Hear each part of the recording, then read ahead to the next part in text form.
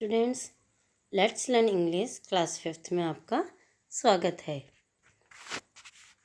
पिछले वीडियो में हमने हमारी पाठ्य पुस्तक का 4th चैप्टर कंप्लीट पढ़ लिया था और उसकी ग्लॉसरी और ट्रू फॉल्स हमने किए थे।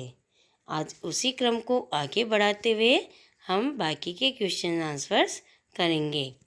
सी है हमारा आंसर द फॉलोइंग क्वेश्चंस, यानी इन प्रश्नों के उत्तर दीजिए। फर्स्ट है हमारा what is the name of the class monitor, यानी कक्षा प्रमुख का क्या नाम है।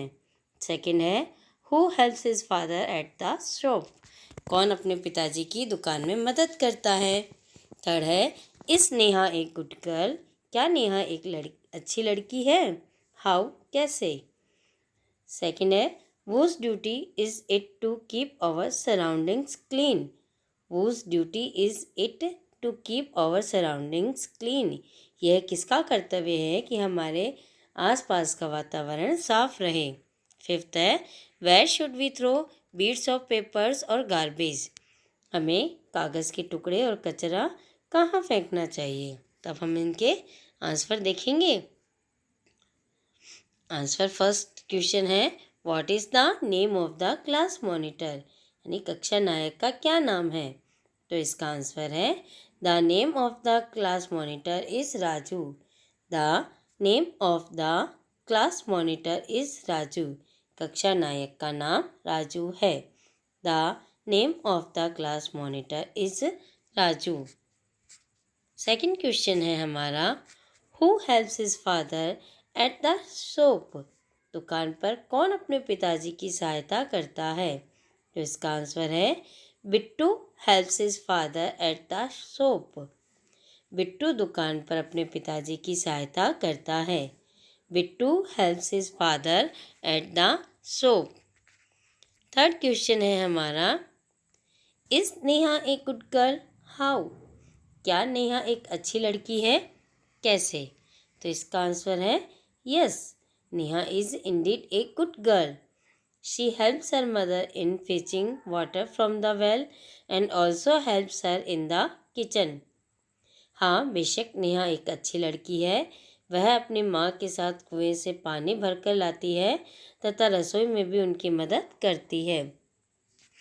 Yes, Neha is Indeed a good girl, she helps her mother in fetching water from the well and also helps her in the kitchen. Fourth question है हमारा whose duty is it to keep our surroundings clean, अपने आसपास के क्षेत्र को साफ रखने की जिम्मेदारी किसकी है। तो it is our duty to keep our surroundings clean, it is our duty to keep our surroundings clean, अपने आसपास के क्षेत्र को साफ रखने की जिम्मेदारी हमारी खुद की है। It is our duty to keep our surroundings clean. Fifth है where should we throw bits of papers और गार्बेज, हमें कागज़ के टुकड़े अथवा कूड़ा करकट कहाँ पर फेंकना चाहिए। तो इसका आंसर है we should throw bits of papers और garbage only in the dustbin, we should throw bits of papers और garbage only in the dustbin, हमें कागज़ के टुकड़े अथवा कूड़ा करकट केवल कूड़े के डिब्बे में ही फेंकना चाहिए। we should throw bits of papers और garbage only in the dustbin। आगे चलें। आगे activity second, choose the correct word from the box and fill in the blanks, यानी बॉक्स में से सही शब्द चुनकर हमें रिक्त स्थानों में भरना है। पहले मैं इनका अर्थ आपको समझा देती हूँ। क्वाइट, क्वाइट का अर्थ है शांत। डर्टी, डर्टी यानी गंदा। फिर फ्लोर, फ्लोर यानी आंगन। कॉबवेब, कॉब यानी मकड़ी का जाला। और ब्रूम, ब्रूम का अर्थ होता है झाड़ू, ब्रूम का अर्थ क्या होता है, झाड़ू।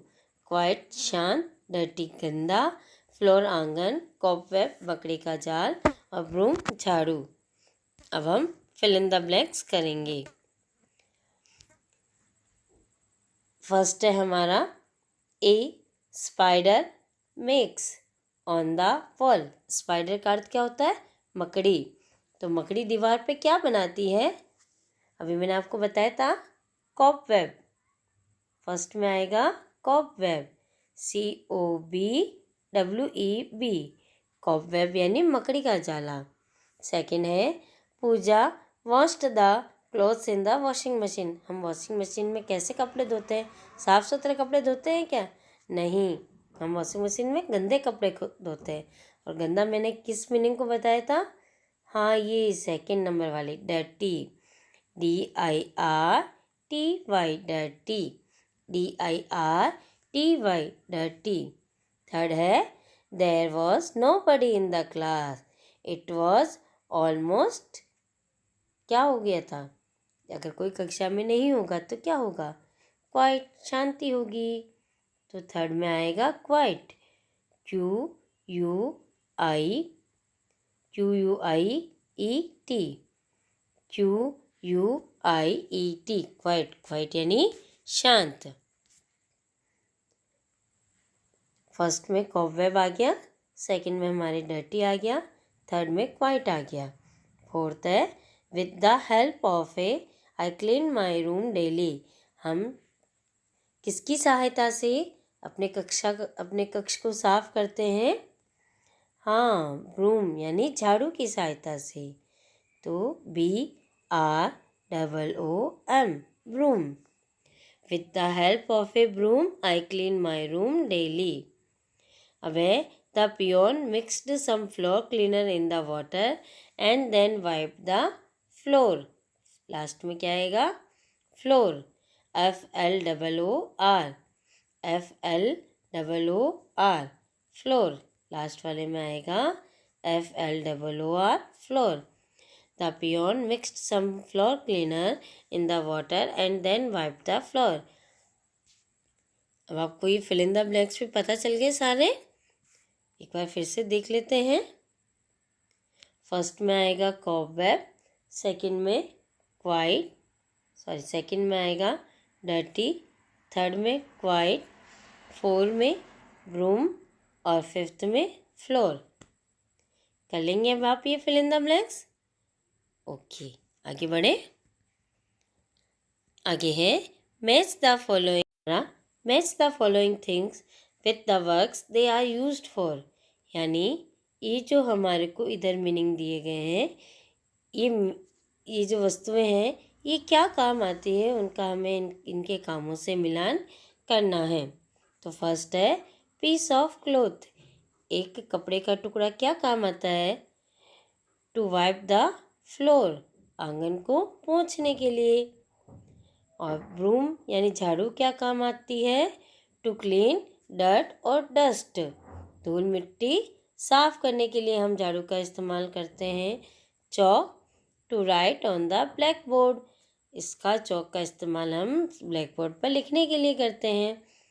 Dustbin, to throw garbage in, dustbin का इस्तेमाल हम कचरा फेंकने के लिए करते हैं। और स्टूल, टू सिट अपॉन, और स्टूल का इस्तेमाल हम उस पर बैठने के लिए करते हैं। Piece of cloth, to wipe the floor, broom, to clean dirt dust, chalk, to write and on the black board, dustbin, to throw garbage in, और स्टूल टू सिट अपॉन। कर लेंगे अब आप ये मैच भी? चलिए आगे देखिए। सी है arrange the jumble letters to make meaningful words. ये जो इधर हमें मीनिंग्स दिए गए हैं, ये सारे मीनिंग्स के क्रम बदल दिए गए हैं। इनके जो लेटर्स हैं इनको आगे पीछे कर दिया गया है। अब हमें इनको सही क्रम में लगाना है। तो फर्स्ट देखो CEOBWB, तो इसका फर्स्ट का सही क्रम क्या होगा? COB cob, WEB cob web, COBWEB cob web. अब ये है SPARCS, स्क्रैप्स का SCRAPS, स्क्रैप्स SCRAPS, स्क्रैप्स यानी कचरा। SCRAPS scraps. फिर थर्ड है हमारी ब्रूम, BROOM ब्रूम। तो ये आप मीनिंग सही तब कर पाएंगे जब आप ग्लोसरी को अच्छे से याद करेंगे और मीनिंग को भी अच्छे से याद करेंगे, तभी आप इनको करेक्ट ऑर्डर में लगा पाएंगे। BROOM broom. फिर है temple, TEMPLE temple, TEMPLE temple. फिर है मॉनिटर, MONITOR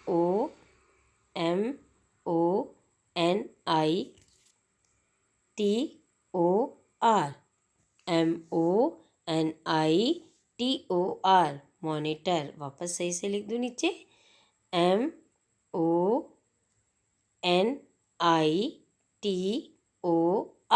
मॉनिटर। ठीक है बच्चों, अब आगे देखिए, लास्ट है हमारा। Did you notice every group of words has similar ending sound?